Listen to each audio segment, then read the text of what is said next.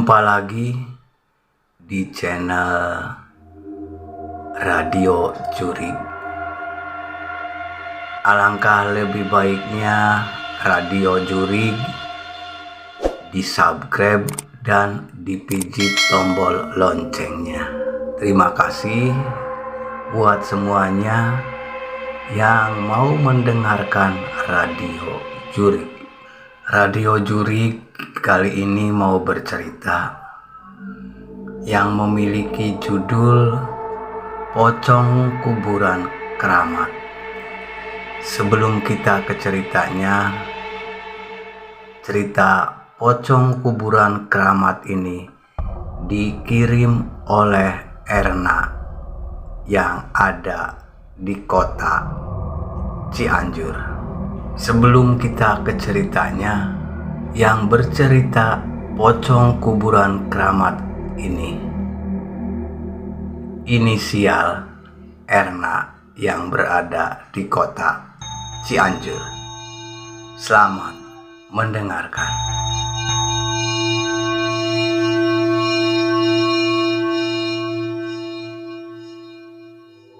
Kejadian ini Erna alami sekitar akhir bulan Juli 2016,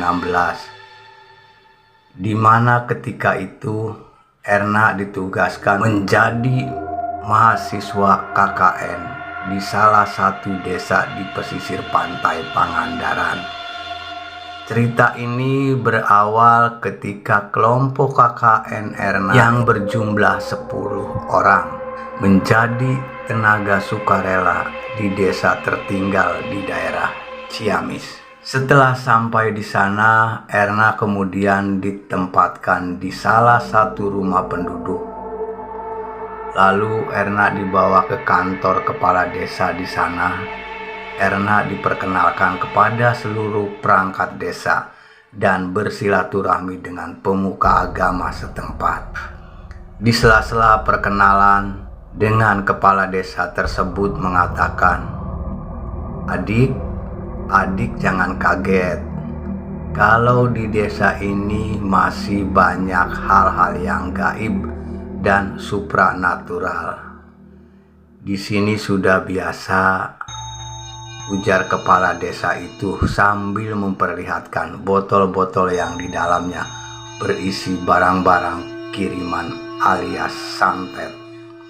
Selama dia menjabat jadi kepala desa, Erna yang notabene orang kota dan awam dengan masalah begitu cukup kaget dan ketakutan juga mendengar informasi dari kepala desa itu. Dan yang mengherankan dari desa ini, ketika Erna melakukan survei, ternyata bagian dari desa itu dipenuhi oleh makam alias kuburan. Hingga di desa itu ada 3 kategori untuk kuburan. Ada kuburan biasa, kuburan tua, dan kuburan keramat. Suatu ketika koordinator desa harus menyampaikan surat undangan rapat ke rumah Pak Kades. Jaraknya sekitar 2 jam untuk menempuh perjalanan dengan menggunakan ojek. Rumah Pak Kades berada di puncak gunung yang kami tempati dan harus melewati hutan pinus yang cukup lebat. Dan kata penduduk setempat, hutan itu cukup angker. Setelah menyampaikan surat dan berbincang-bincang sejenak, teman Erna yang mengantar surat pun pamit pulang. Di tengah perjalanan, tukang ojek itu pun mengobrol dengan teman Erna. Den, kalau Aden lagi KKN, takut sama hantu enggak? Tanya tukang ojek. Ditanya seperti itu, teman Erna menjadi heran dan sedikit ketakutan. Pak, jangan ngomong yang enggak-enggak dong. Kan serem. Kalau bapak sendiri takut enggak sama hantu? Kata temannya Erna kepada tukang ojek. Itu sih kecil, kata tukang ojek. Di sini sudah biasa, Den. Di sebelah kanan dan kiri kita kan kuburan keramat semua. Hehehe, kata tukang ojek kepada teman si Erna. Tukang ojek itu sepertinya sudah terbiasa dengan hal-hal yang aneh. Belum 10 menit dari obrolan mereka, tiba-tiba mesin motor itu mati. Walaupun sudah berusaha untuk menghidupkan motor itu, namun tetap sia-sia. Beberapa saat kemudian, dor ban motor itu meledak dengan sendirinya. Aneh kan?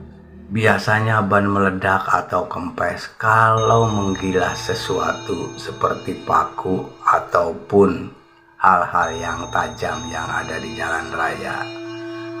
Aduh, kata teman si Neng. Kenapa, Pak? Iya nih, kenapa jadi gini ya? Begini saja, Aden tunggu dulu di sini. Saya ke bawah dulu membetulkan ban motor ini, kata tukang ojek kepada teman si Erna itu. Walau sebenarnya takut, tapi apa boleh buat. Akhirnya teman Erna itu mau juga menunggu motor itu di tengah hutan yang jauh dari rumah penduduk. Sambil duduk dan istirahat di atas batu yang sudah berlumut, teman Erna tidak tahu kalau batu yang diduduki itu adalah batu nisan kuburan keramat yang sudah berlumut. Setelah setengah jam tukang ojek itu pergi, tiba-tiba angin berhembus dengan kencang. Samar-samar teman Erna itu melihat bayangan putih berkelebat di atas pohon pinus. Bayangan itu semakin jelas ketika sinar bulan menerpa tubuhnya. Dan makhluk itu seperti tertawa mengkikik, sedikit mendesah karena tertiup angin. Teman Erna yang dari tadi komat kamit membaca doa sebisa mungkin, tiba-tiba pingsan dan mengompol di atas batu nisan tersebut. Singkat cerita, teman Erna itu sudah dibawa ke rumah oleh si tukang ojek dan dirawat oleh orang yang pintar setempat. Malam kian larut, teman-teman Erna satu persatu beranjak tidur kecuali Erna dan temannya yang bernama Rudi itu. Erna pun mengobrol di beranda di depan menghadap ke arah masjid tua dan kantor kepala desa yang ada di belakangnya yang dipenuhi dengan kuburan. Jam saat itu menunjukkan pukul 1 dini hari. Tiba-tiba teman Erna yang bernama Rudi itu melihat sosok bayangan yang putih seperti mayat yang dibungkus kain kapan melintas di dekat masjid tua tersebut. Kamu lihat itu enggak? Tanya Rudi sambil memegang pundak Erna sekeras mungkin. Melihat apa? Tanya Erna heran. Karena memang Erna tidak melihat apa-apa. Itu pocong, kata Rudi tambah sambil menjerit. Lalu Erna pun refleks melihat ke arah dia menunjuk dan Erna pun melihat sosok tubuh terbungkus kain kapan sedang melintas di antara pohon mangga dekat masjid menuju ke arah belakang kantor kepala desa. Kami langsung berteriak, pocong, sambil berlari masuk ke dalam rumah. Seisi rumah bangun dan bertanya, ada apa? Lalu Erna menceritakan yang Erna alami tadi. Tentu saja seisi rumah jadi merasa ketakutan. Akhirnya Erna pun berencana untuk tidak tidur malam itu. Tapi setelah jam 3 dini hari ternyata rasa kantuk mengalahkan Erna. Akhirnya Erna pun tidur kembali di kamar. Kecuali si Rudi yang tidur di sofa kamar tamu karena kamar tidurnya sudah penuh. Sekitar jam 4 dini hari, Erna dikagetkan oleh teriakan Rudi yang keras sekali. Erna pun keluar kamar, dan di depan mata Erna terlihat sosok pocong yang sedang duduk di sebelah teman Erna itu yang namanya Rudi. Tatapan matanya sayu, kulitnya melepuh dan bernanah. Kami semua serentak membaca doa-doa meminta kekuatan dari Yang Maha Kuasa atau kepada Tuhan Yang Maha Esa. Tiba-tiba sosok itu mulai mengeluarkan asap dan akhirnya menghilang dari pandangan Erna. Erna saat itu terdiam serasa di dalam mimpi. Setelah sadar, Erna berusaha menolong teman-teman Erna yang pingsan. Akhirnya Erna sepakat untuk benar-benar tidak tidur sambil bersama-sama membacakan doa ayat suci Al-Quran. Sekitar pukul 5:30 pagi, seusai Erna sholat subuh, pintu rumah diketuk dari luar. Setelah dibuka, ternyata Pak Kosim.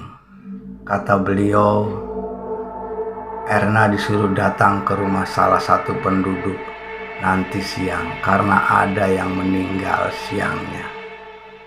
Erna datang untuk melayat dan sekedar mengucapkan turut bela sungkawa. Setelah dipersilakan masuk, Erna pun berdoa di samping jenazah. Namun betapa kagetnya Erna setelah Erna melihat orang yang meninggal itu. Wajahnya sama persis dengan pocong yang Erna lihat tadi malam. Pada akhirnya Erna pun menyadari bahwa memang hantu itu ada. Terima kasih yang sudah mendengarkan Hantu di Kuburan Keramat yang dikirim oleh yang berinisial Erna yang berada di kota Cianjur. Terima kasih semuanya yang sudah mendengarkan Radio Horor. Semoga sehat selalu, banyak rezeki, dan tetap semangat.